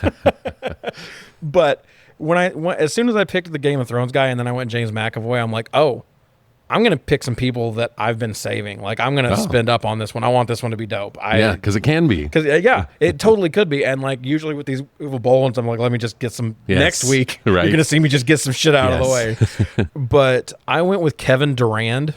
Hell yeah. Just the Blob. He's a similar body type. He takes similar roles to. He's in a Resident Evil movie. Yeah, he takes similar kinds of roles. He likes that kind of stuff. And the few times they make him likable, he's very likable. He's got the gruff, but like even as a bad guy, sometimes he's a very likable character. So I enjoy him there. So. Yeah, he's come up on my TikTok more than once recently on his actual channel, just talking to his phone. Yeah, and half the time it's in French. Wow, because that's like his preferred language, I guess. That may not be true, but every time I see him, he's speaking French just comfortably to the camera. Is he from France or is he Canadian? Maybe he's Canadian. Is he from like Montreal Canadian or something? Make sense. That would make sense, probably. Huh. But yeah, he just seems real fun and friendly, and I want to hang out with him. Yeah. So he's perfect for Noric. Galleon is Ray Liotta's character. He's the guy that's having so much fun on a set by himself. Mostly, we just see him in a stone room with blue and purple swirling around him, overacting. Yes. So I picked someone who, I don't know if I've used him before, but I picked someone who I feel like has a ton of fun overacting, but much younger, in Ben Foster. Oh, Ben Foster would be awesome in that. That'd be Ben a lot Foster of would fun. be good in everything. He's one of those, like, you've never seen him do it, but I think he's someone you could probably put in Split and he could make it work. That's true. So every character he does is so much different and weirder than the one before. Yeah, he if you can go also from just play the normal Big Trouble to Hostage to Hell or High Water. Yeah, I actually like his normal characters less, and not because he's bad at them. He's still like the Messenger or whatever, the one with him and Woody Harrelson. Yeah, like he's just kind of a normal guy in that one. He's very good in it, but like you want a little more out of him because he does such crazy shit. Which brings me to mine, because as soon as I was like, oh shit, if I'm going here in James McAvoy, I'm going big. So I'm going with Gary Oldman. Oh. I think Gary Oldman is one of those that if you want a grounded, serious, like evil motherfucker, he could do it. But if you wanted to just let him play and go over the top and be crazy, he could do that too. Yeah. And it's just as good either way. Absolutely. Hell yeah. I love that. I have King Konreid next, our Burt Reynolds man playing. I think he was kind of playing just a bored Burt Reynolds. Yeah. Kind of an aloof king. But I've never seen Gary Oldman do that, so I picked Gary Oldman. Oh, did you? Yes. That's awesome, dude. We always find a way. I went with Gerard Butler. Oh, hell yeah. Just someone who has played that sort of role, but he's fun and his voice is dope as shit. And it would just be, hell yeah. And I'd love to see him and McAvoy play off of each other. I think that would be really fun. That'd be amazing. I haven't mentioned what some of my people are from, like I normally do. I assume you guys know Gerard Butler, but we covered him. Tomb Raider. But 300 is what you probably know him from. That's the one. All the Blank has fallen, White House has fallen, Olympus has fallen. Not White House, that's White House down. But Olympus has fallen. Atlas has fallen. I think, yeah, some of those. But yeah, just does action stuff really good. Rock and Rolla. Yeah. Oh yeah, he's good. Yeah. I love him. I don't think we loved him in Tomb Raider Cradle of Life, but what's to love about that movie? We did not, but that was not his fault. No, it is not. I have Muriella next, played by Lily Sobieski here. She's supposed to be I like Lily Sobieski. She's not in much, but I really only know her from Joyride. But she's supposed to be a timid kind of damsel in distress who has fallen for the villain. And when she realizes she's been played, she turns into a badass warrior. I didn't get the badass warrior part from the way she was playing this. So I picked Emily Blunt, but mostly because of her role in Sicario, because she's a fucking hard I never ass. got to see that. I haven't either. I've only seen the trailer, but she's so badass in it. She has got some badass moments in A Quiet Place. She does. She has got some badass moments in Edge of Tomorrow. She actually plays a badass in Edge of Tomorrow. But no, that's a great pick. Hell yeah. I went with Imogen Poots. Oh, nice. And you guys might know her from Green Room with James McAvoy and Patrick Stewart. I own that. I have not seen it yet, so I don't really know much. I haven't either. Anton Yelchin, too. Yes, and she's also in another movie with Anton Yelchin, Fright Night. Oh, she's in Fright Night, and she's also in the Need for Speed movie. That's coming up. Yep. So it's gonna be months, but yeah, but still, but yeah, I think she'd be good for that. I agree. She's got the look, and she's got range. She's done some badassery. She's done some stuff like that. 100%. Love it. Next, I have Merrick, the King's Magus, played by the man who plays Gimli, who, if you're not aware of Lord of the Rings, is the redheaded giant beard dwarf with the axe. You're gonna have to toss me. Yeah. I picked somebody. I didn't play anybody. Picked somebody with that same gravitas, one of my favorite actors. He's getting way up there in age. I think he's 83 now, but Ian McShane. Did you almost pick him? I almost picked him. Yeah, I ended up going that's a great pick. He's before you get to your next thing, if you don't know him, he's Blackbeard in Pirates 5? I believe so. Dead Men Tell No Tales. And he is I can't remember his name in John Wick. He's the one that runs the hotel. Continental. Yeah. And he is the bad guy from Deadwood. And that is the best acting you will ever see. Yeah. He is so fucking good and evil and not good and good at acting, but just an evil motherfucker.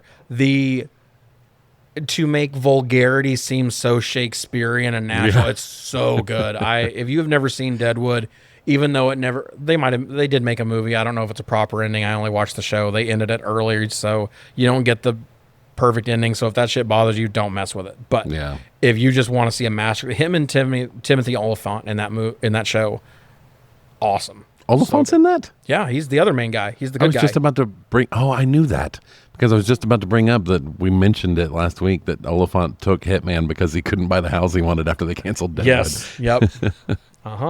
Hell yeah. So for my Magus Merrick, I went with Alfred Molina, Doc Ock himself. Yes. Because I like Ian McShane in the mean role. Yeah. He does I love with the him Continental. in John Wick, He's got the empathy and the so he would be great for that. But I want to save him for just a dastardly son of a bitch. Hell yeah. So Alfred Molina's got a little bit of that more fatherly edge to him. Yeah. So I went with him. Man, him and Willem Dafoe make Spider-Man No Way Home so fucking good. They do. It's amazing. Yeah, I adore him. I believe my next one is Bastian. Yeah. Played by the return of Will Sanderson. I don't hate it, man. I liked him. I don't hate it. And as a reward for his improvement, I've kept Will fucking Sanderson. I almost did that too. Hell yeah, dude. I'm so glad because a couple of things that I'm like, no, I'm gonna go. You did them. That's awesome. Good for you, Will Sanderson. Yeah, I'm so fucking proud. He's better every movie. Every time we see him, he's better. Yes, that's cool. I don't know if he ever went on to do anything big after that. Hopefully, he got something. That's why I decided I had to do this right now for him because he's not in Far Cry. No, as we've noticed, and he's an Uwe Boll guy, and we're done. Yeah, after Far Cry, so we may not see him again, but we've seen that people keep popping up in these video game movies. So Zach Ward's probably going to be maybe back. We'll see him again someday. Maybe. My Bastion is Lewis Pullman. Oh hell yeah, Sentry from Thunderbolts. Yes, God, I love him in that. That's a great pull. Yeah. I don't really have anything most everybody else. I've got multiple people. Is it really? Yes. Holy shit! I never made that. Picture his face in your head. Now that you know that, just like him now. Yeah. I fucking love telling people that. Dude, how have I not figured that out? Wow. Anyway, but yeah, I just know him as Sentry, and I liked him so much in that role that I think he'd be cool in just about anything. Yeah, I'd put him in anything. I agree. For Solana, I think you're right that I loved Claire Forlani in this role, except for the crying. Mm-hmm. Granted, if you found out that news right there, you would cry way fucking over the top, of course. Yes. But I didn't buy it as much, so I just chose the person who has most made me buy abject fucking depression and crying in Florence Pugh. Because she's so fucking good in everything she's in, but I was specifically picturing scenes from Midsummer, and then when she finally breaks down in Thunderbolts.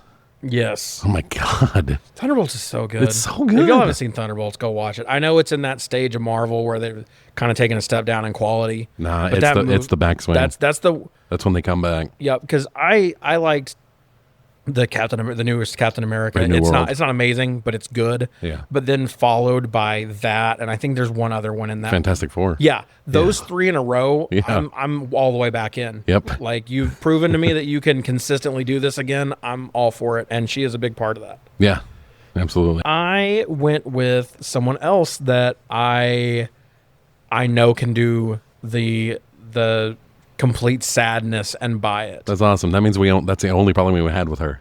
Yep. I went with Rachel McAdams. Oh, hell and yeah. I didn't want to use her yet, but I saw the rest of my cast. And I'm like, no, we're going for it. We're doing it. Yeah. So, yeah. Rachel McAdams is great. You might know her as the girlfriend in Doctor Strange, but most people probably know her from the Notebook or Mean Girls. Is it Wedding Crashers that she's the... Yep, she's the main love interest in. Yeah, she's awesome. I really enjoy her. Even in stuff, because I'm not and this is not me trying to sound like big bad man. You guys know that I'm not. But I don't care for Mean Girls. I don't care for The Notebook. But she is great in them. Same thing with like Ryan Gosling in that movie. Like, he's just really good. Yeah, he's good it's not my thing, and I don't like kind of the way the story progresses. But like, everyone in it's fucking great, and so yeah. But she's awesome. Hell yeah. I think she can do it. I adore her. And as we're recording this, we just fucking covered her on Chain Link Theater's Patreon in Doctor Strange. Yep. She doesn't really get to act a ton. It's a lot of comedy relief. But when he first loses the use of his hands and is screaming at her in the apartment, and she turns on him and realizes that, fuck this guy.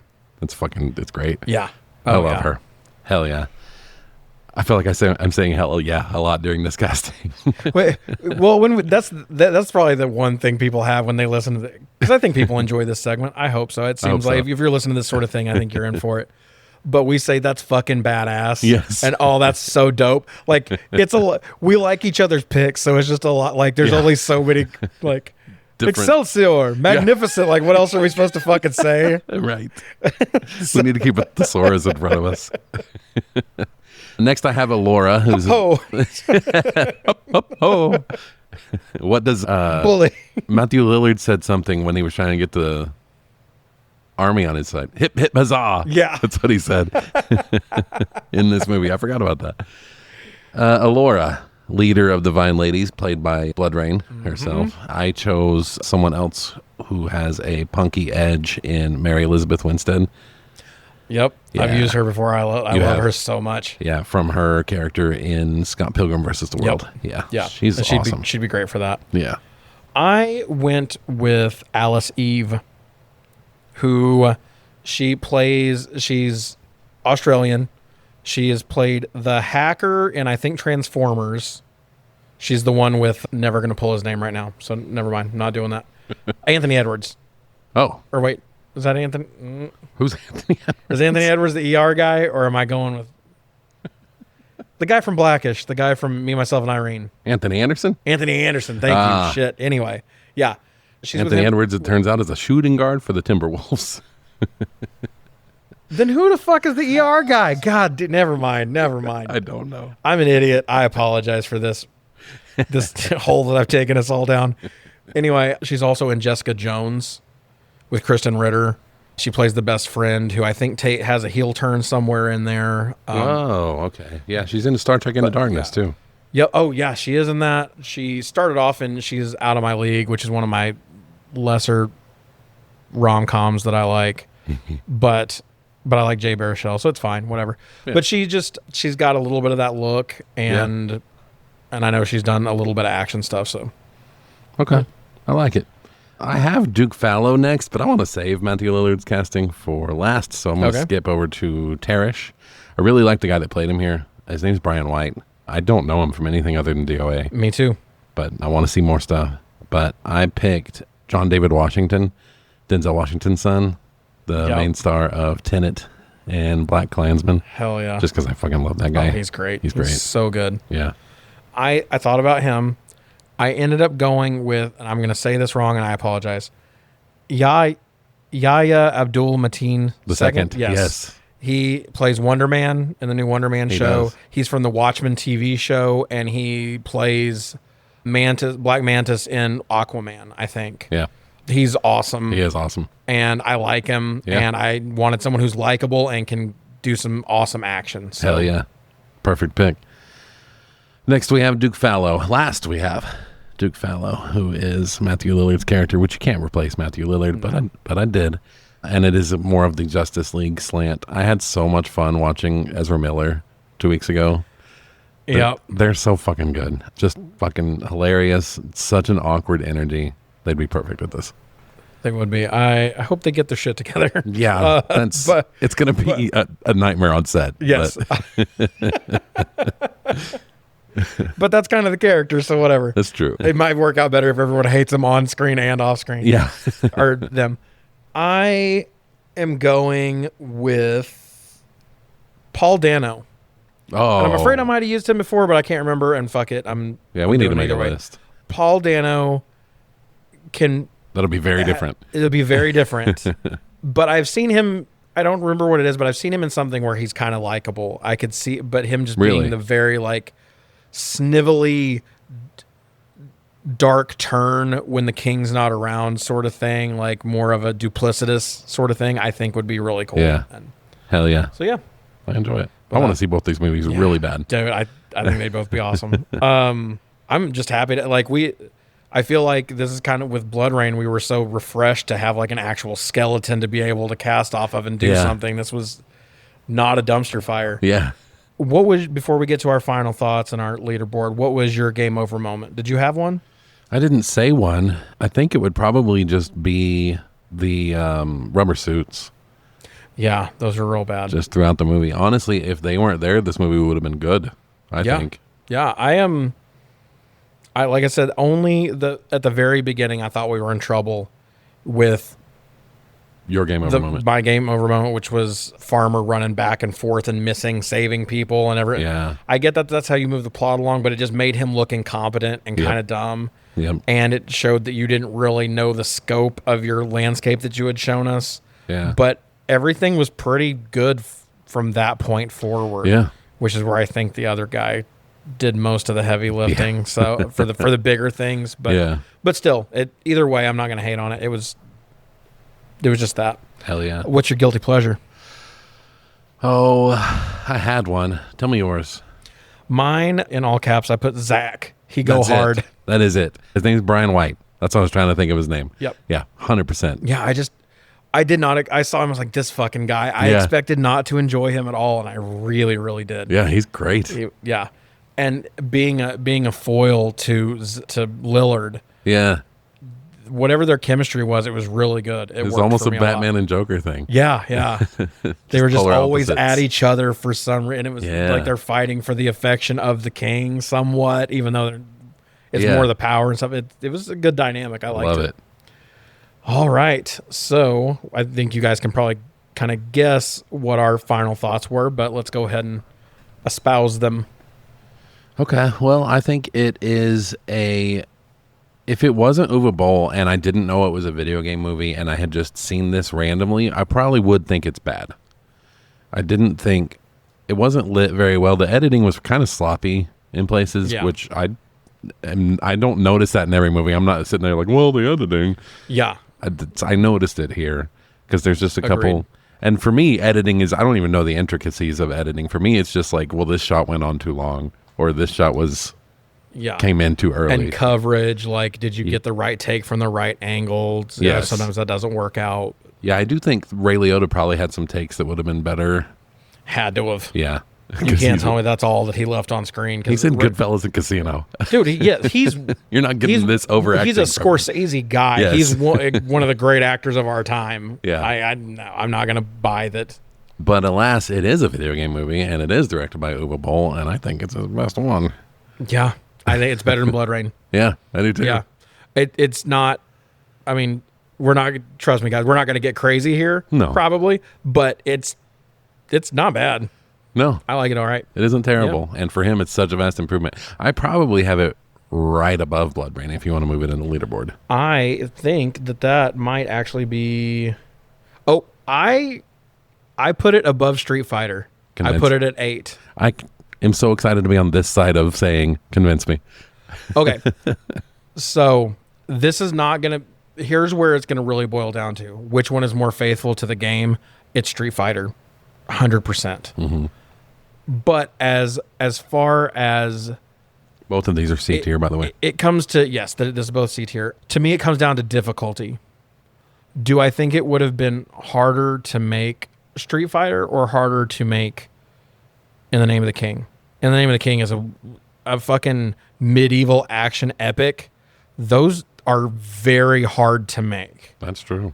And for what we've seen of Uwe Boll, for Uwe Boll to make this movie, Yeah. because this could have been so much worse. And I know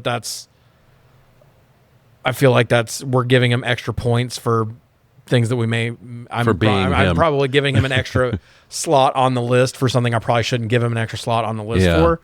But I think it was very smart of him to realize that, because sometimes he just buys a couple actors and lets them go. I think he realized this was a huge thing, and I can't just go get who was fucking sloppy drunk from a couple weeks from Blood Rain. Michael Madsen. You can't just go get a Michael Madsen and hope that helps. Yeah. Like, he went, and every important character, he went and got a big name. Of course, someone were probably paycheck hunting or whatever, but like, he put them all together. He put them in relatively good spots for what they were supposed to be doing.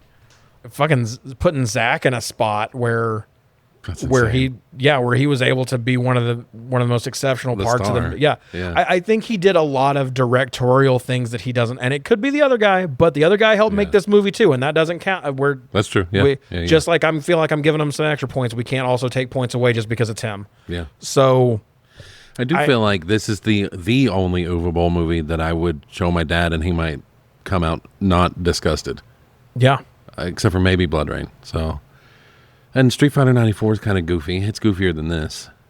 Yeah, I like that. So now that puts us at the cusp of B. So is it a B or is it a C? That was the other thing I wrote on my notes. Like, is this a B or is this a C? Our B is Doom, Wing Commander, and Tomb Raider. 1. And our C is, well, Street Fighter 94 is the top of it. So is it closer to Street Fighter or Tomb Raider? Man, I almost want to say it's B.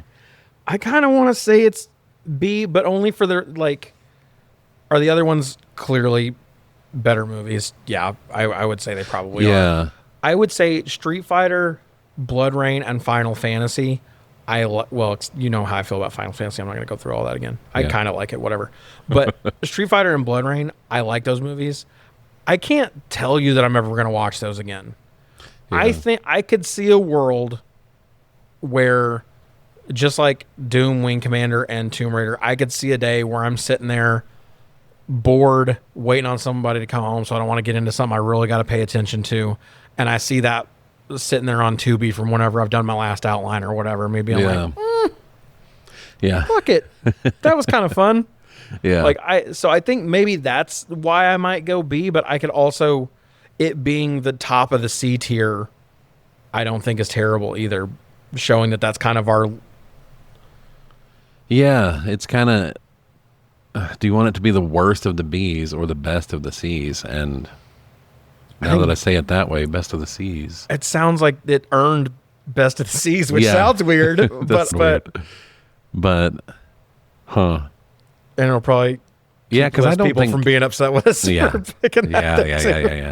I don't think I would watch it again, maybe ever. But I also wouldn't tell anybody that it's terrible. Yeah, I would agree with the rankings, because most of the rankings that we saw whenever we looked at those, that was the Uwe Boll movie that people usually put at the top, and I was like, "There's no way that could be true." Yeah, but. Then we started watching them. Like, it probably is true. Just because Jason Statham. Yeah. But it wasn't really because of Jason Statham. No, because he's just playing Statham. Yeah, he's just playing Statham. And he really, because there's so many moving parts, he's not in it a ton. Really? Most of the stuff when he's doing stuff, it's fighting. As far as acting, he's really not doing a whole lot. Yeah. But to be able to spread it out that way, I mean, that's, I don't know. I'm good with top of the C tier. Let's say top of the C. Let's go 8. Let's put it at 8, top of the C tier. Okay. I don't want to piss in our listeners off so early. But I do think it's his best movie so far. Actually, nah, I won't spoil Far Cry. Okay. My opinions on Far Cry. All right, guys. Well, that's where we got it. We have it sitting at number 8, top of the C tier. It's between Tomb Raider and Street Fighter. Yeah. Which I'm surprised. I think it's earned. I think it's fair. Y'all might disagree, but I'm cool with that. Next week, we have Far Cry. Not next week, though. Or not next week. Oh, yeah. You want to tell them about that? We're doing a little bonus episode. I decided to, since I put off Postal for so long, to not torture you guys with 2 Uwe Boll movies in a row. We're going to do a bonus episode next week. Little did we know this one was going to be okay. Yeah, it turns out this one's pretty good.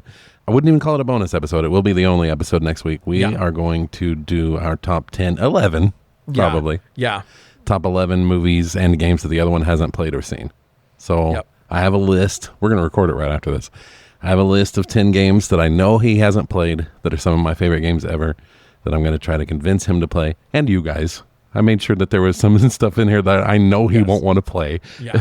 That I just adore so much. I want to recommend it to you guys too. And I'm going to give him 11 movies that I've been trying to convince him of over time. Decades. He'll see some of them coming. Some of them he probably won't, but they're ones that we've probably talked about at some point in time.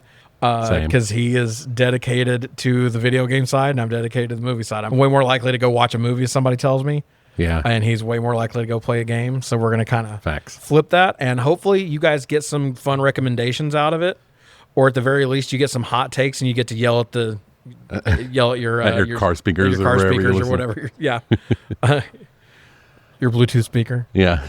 And then at the end, I'm going to give him 3 movies that I know he hasn't seen. And I'm going to give him 3 games. Yeah. And you guys can probably guess what one of the games is because you've heard me gripe about it before. I'm sure you can guess most of my list because I keep talking about on this show how you haven't played so many games. I know I can pull 5. Yes. Yeah. For sure.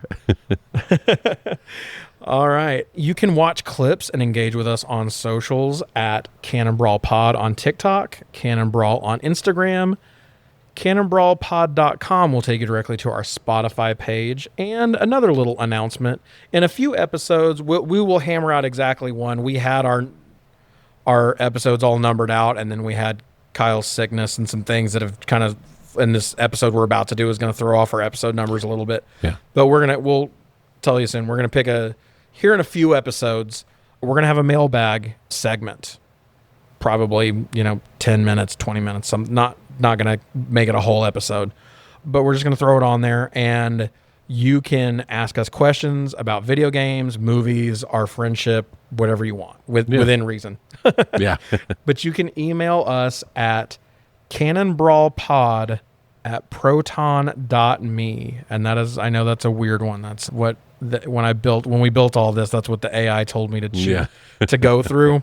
So if you're like, that's a stupid email, you're probably right. Anyway, I'm going to say it again for you so you can make sure you get it. It's CANONBRAWLPOD@PROTON.me.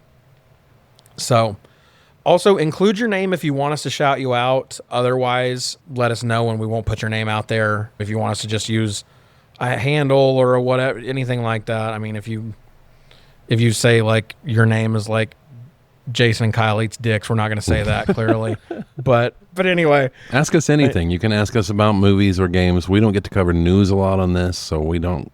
Yeah. We haven't gotten to talk about the insane GTA 6 price or the Xbox fiasco, all the console pricing things that are coming around. You can ask about our favorite movies and we'll talk for half an hour. Yeah, lots of things going on in the movie industry too. We just want to know any weird stories about us or whatever. Yeah, within reason. We've got those too. Yeah, we got plenty of that for you. So we'll announce this the next couple of weeks until we're going to put it up, so you got time. But go ahead and send us some questions. If you're enjoying the podcast, we invite you to rate, review, follow, share, comment. All those things help us out, as we've told you a million times. Also, like we said, cross-platform. If you listen to us on RSS, but you have Spotify, it would help us if you went and, rated or commented on Spotify, YouTube, any of those things. You don't have to do it, but it does help us. And if you need a double dose of Kyle, Yeah, if you're a masochist, I am on Chain Link Theater with my wife, where we review movies one at a time. What did we just cover? It would have been Phantoms this week, so we linked to... Do you remember what we linked to? I've not gotten to the end of Phantoms. You haven't gotten to the end of Phantoms? I'm like 20 minutes from the end. So this would be an announcement. Who's in Phantoms? Liev Schreiber. So we chose Liev Schreiber and went to your favorite animated movie of all time. It's Spider-Man Into the Spider-Verse. Oh, God damn it. So I'm going to spend an hour and a half of that episode. I haven't recorded it yet, but you will have already heard it. Trying to convince Jason that it's good. Yeah. We'll see how that works. All right. Well, I guess we've talked to you guys enough this week. We'll see you next week for our 10. We were calling it 10-10 episode. I guess it's an 11-11 episode now. Yeah.